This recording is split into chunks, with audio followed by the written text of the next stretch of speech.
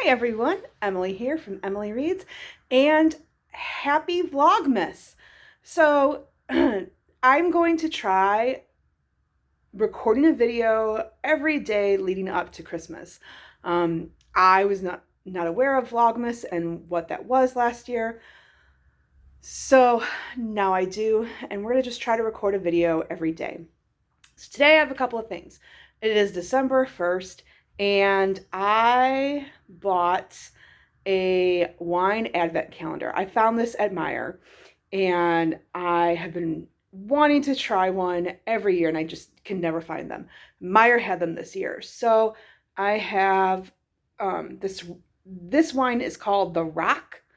It's a Cabernet Sauvignon from California. So if I can open it, that would be great. There we go. So we're going to pour this, into my glass.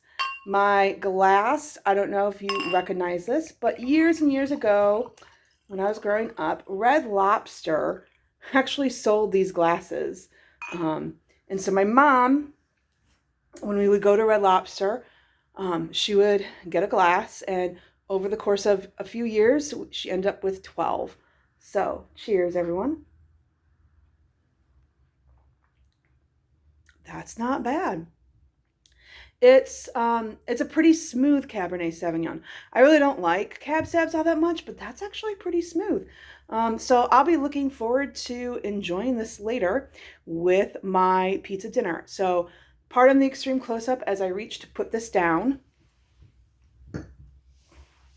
And then we'll get started on with my November wrap-up. So November was a really great reading month. I read 1, 3, 4, 5, 6, 7, 8. I read 8 books, and I listened to a book. Now, if you know me, I don't typically listen to audiobooks. I listened to Daddy Longlegs by Jean Webster. I've read that book several times throughout the years, just growing up to adulthood. And so I wanted an audiobook to listen to as I did some chores and traveled. So I listened to Daddy Longlegs, and I really enjoyed the book. I really enjoyed the story. It is a little dated. Like, our main character, she grows up in an orphanage, and they call it a foundling home. So bear that in mind. The one thing about the audiobook is in the book, she draws pictures. She writes, our character, Judy, she is an orphan, and she grows up in an orphanage. And one day she gets told by one of the workers at the orphanage that a member of the board who will typically sponsor a boy child to go to college and further their studies, and just to help give them a good start in life. And she gets told that this time, this benefactor has decided to support a girl student with the condition that she will become a writer. So, and that she also will write letters to him periodically, and then providing updates with how she's doing. So the whole story is her writing these letters to her benefactor, whom she calls Daddy Longlegs, because she sees him in the hallway. Like, it's a darkened hallway, it's a storm, and the lightning flashes, and all she can see is her benefactor is very tall. So she writes these letters to him, and she calls him Daddy Longlegs. Now, in these letters, she will make references to, you can see I drew a picture of you, or like, oh, I drew a picture of this cow that I saw. So the narrator did a really good job. However, like, you don't have descriptions of the pictures. And these pictures in the story, they're really funny because they're like stick figures. They're not great pictures. They're better than what I could draw, I'm not gonna lie, but they're not, like, she's not an artist. Her talent is writing. So I enjoyed it. I'm familiar with the story, so when she mentioned like these pictures, I was able to picture them in my mind because I've already seen the pictures numerous times throughout the years. So just a caveat to you if you're considering listening to that on audio. So I did have a few 5-star reads. I'm going to try to remember the rating that I gave each of the reads. The first book I read, oh no, was Assassin's Fate by Robin Hobb. This is the last book in the realm of the Elderlings. I gave it 5 stars. It was just wonderful. If you read Robin Hobb, come prepared with Kleenex, because she just writes such emotional scenes. There was a moment, I'm part of some Discords, and there was a moment where I wrote in a Discord, I think this is what's going to happen. I think this is how she's going to resolve the story. And if she does, I'm going to throw the book across the room, and I'm not going to read this book because I do not want this to happen. I was angry. I could see something coming, and I just was like, nope, that needs to not happen. This is what needs to happen instead. Well, she did what I didn't want her to do. She wrote what I did not want her to write. And you know what? By the time it happened, I was like, she's right. Robin Hobb is right. This is what needed to happen. It made sense within the entire arc of Realm of the Elderlings. It made sense within this story, and it worked. And I was wrong. She also wrote the ending of the book in such a way that she does tie things up that needed to be tied up, but she leaves things open where, like, the story could go further. I did hear rumors that she posted on Twitter that she is working on another book. Hoping to God that it's another Realm of the Elderlings book, and hoping to God that she finishes it. She's older. I think she's in her 70s. So I hope that she stays in good health and that she finishes it. 5 out of star reads. If you have not started Realm of the Elderlings, you need to start it. I plan on rereading this series again, starting sometime in 2023. The next book I read was Part of Your World by Abby Jimenez. So Part of Your World. This was a add-on that I got through Book of the Month.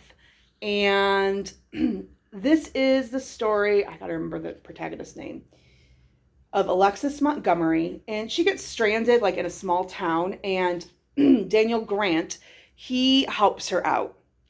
And they end up, he's 10 years younger than she is. So she works in the city. She's an ER doctor, and he is a carpenter who also runs a bed and breakfast in a small town. And they end up developing a relationship, like kind of like a relationship with just benefits, but not dating. And will that relationship work out into something permanent is kind of the question that drives this book. In addition, it should be noted, there are trigger warnings. So there are trigger warnings for both verbal and physical abuse. So there's a side character that her spouse does physically abuse her. And there is a character that has gone through verbal abuse in this book. And what I appreciated about this book is the fact that it really did look at verbal abuse. I feel like, as someone who has been verbally abused, I feel like a lot of attention has been spent on physical and sexual abuse. And those are horrifying things. And if you have experienced those things, please, if you need to, please reach out to someone for help. Verbal abuse is not something that is often discussed, I feel like, because if the person who's experiencing it does bring it up, it's often dismissed, as is sexual and physical abuse, unfortunately. So I did appreciate the fact that this also delved into verbal abuse. So please bear that in mind, that there are those trigger warnings. I think I gave this 4.5 stars. Then the next book I read is The Lost Girls of Willowbrook by Ellen Marie Wiseman. And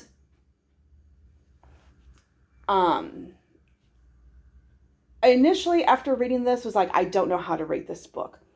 And in thinking about it further, I've decided I'm going to give this a 1.5 star.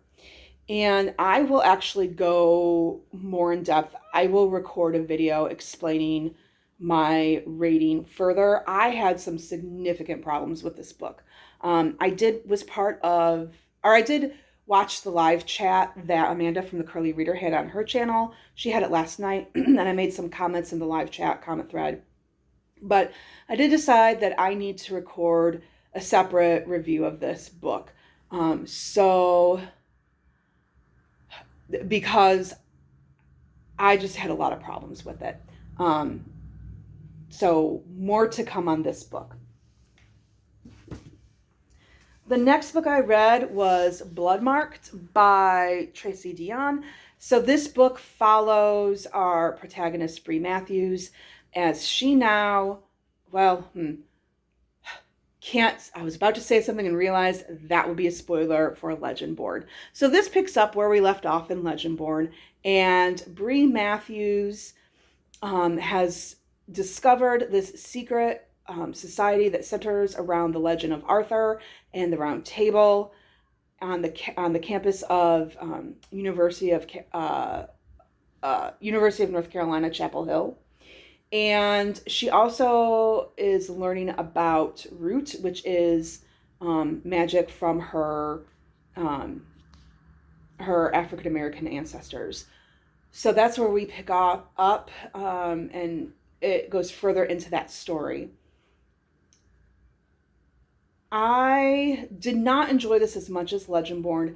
I would say this is about a 3.5 for me, simply because I felt like there were times when she knew all of this information about the Arthurian society, when really she just has joined it. And then she'll be like, well, Nick, her friend or her boyfriend, it has explained it to me. But I'm like, well, when did that happen? So it just was like she had a really deep knowledge of how the society worked at times, it felt like. And I'm just like, how do you know that? So that was where I had problems with that. And then I read Legends and Lattes by Travis Baldree. And oh, this was such a delightful read. I gave this 4.5 stars. Maybe 5 stars. I don't remember. For what it is, a good, cute, cozy comfort read, it's a 5-star read. So this is the story of Viv, who is an orc. Or no, she's an ogre. She's an ogre. Orcs are Lord of the Rings. So she's tired of fighting, and so she's hanging up her battle weapons, and she is going to open up a coffee shop. And the problem is, though, no one has heard of coffee. No one knows what it is. And so she's going to this town, and she's opening up this coffee shop and teaching people what coffee is, and just that whole slice of life depiction of what that is. There is a character named Thimble in this book that, oh my gosh, he's so adorable. I really want to see what Thimble looks like in real life. I want a stuffed animal with Thimble that just like shivers with excitement and talks. Like, just his descriptions, I was just like, you're just so cute, and can I just take you home with me? And I also want to, I would love to go to this coffee shop and eat all of the goodies that are baked there. So I thoroughly enjoyed it, and it was what I needed. Then I read Death Masks by Jim Butcher. So this is the 5th book in the Dresden Files. And I don't want to go too much into it because no spoilers, but this further develops Harry and his world, and we get to see Susan and Karen Murphy and Bob the Skull, just all of the different cast of characters. And they're getting better. Like the second book was just like awful. first book was like, okay, this is now just getting better and better. I'm looking forward to seeing where things go. I will be honest and say that I had started and stopped it and started and stopped it and started and stopped. And finally this month I was like, I just got to read this book. And I'm so glad I sat down and read this book. And I'm excited to continue on with the series. The next book I read is another 5 out of 5 star read, and that is As Long as the Lemon Tree Grows by Zulfa Katu. I'm not sure how to pronounce that last name. I apologize if I butchered it. And please, if you know how to pronounce the name, please let me know in the comments below. So this is a YA novel, and it is set in Syria. And Salama is a pharmacy student when the revolution against the dictatorship in Syria happens. And because of either the physicians have fled the country for safety or they've been killed, she's now been promoted to a doctor because they need people to work. So she works in a hospital, and she's been traumatized because she lives in a war zone. And she, part of her PTSD, she sees a hallucination. And this is a person that she sees and who speaks to her and kind of haunts her. So, and he's trying to get her to leave the country. So it just follows her and her relationships with people. I didn't know a lot about Syria. I still, like, the amount that I know about Syria is from what I've read in this book. This book was haunting. It was devastating to read, but it was also hope-filled, and it was just beautiful and lyrical. I encourage you to read this book. Again, 5 out of 5 stars. And last, I read Song of Achilles by Madeline Miller, and I just finished this last night. And so I'm not going to go too much in what this is about because I feel like it's just been all over the place. I did give this 5 out of 5 stars, which I was so excited to read about that. I had tried Circe years ago, and I DNF'd it after like 100 pages. I just got annoyed with Circe. And so I was really hesitant about reading this. But again, I found this to be beautifully written, very lyrical, and just sad. Like, it was fascinating just how the like, because this is the story, of the Trojan War. So it's fascinating. Like, these are people who are considered heroes, and here are also all of their flaws. And that's what made it just so tragic. Like, yes, we can have all these heroic moments, and yet we're also just tragically flawed. So I'm so excited that I had such a good reading month, with the exception of my 1.5 star. I would still say that this was a pretty successful reading month. I read 8 books, and I had 3 5 out of 5 star reads. So it was a really good reading month. Again, watch out. There will be a full spoiler-filled review of The Lost Girls of Willowbrook. I will, when I film it, will have non-spoilers first and then spoilers. So just be aware of that. And thank you so much for watching this video. And as always, please like and subscribe and let me know what your thoughts are. If you've read any of these books, what are your thoughts on these books? Do you agree with me? Do you disagree? And happy December.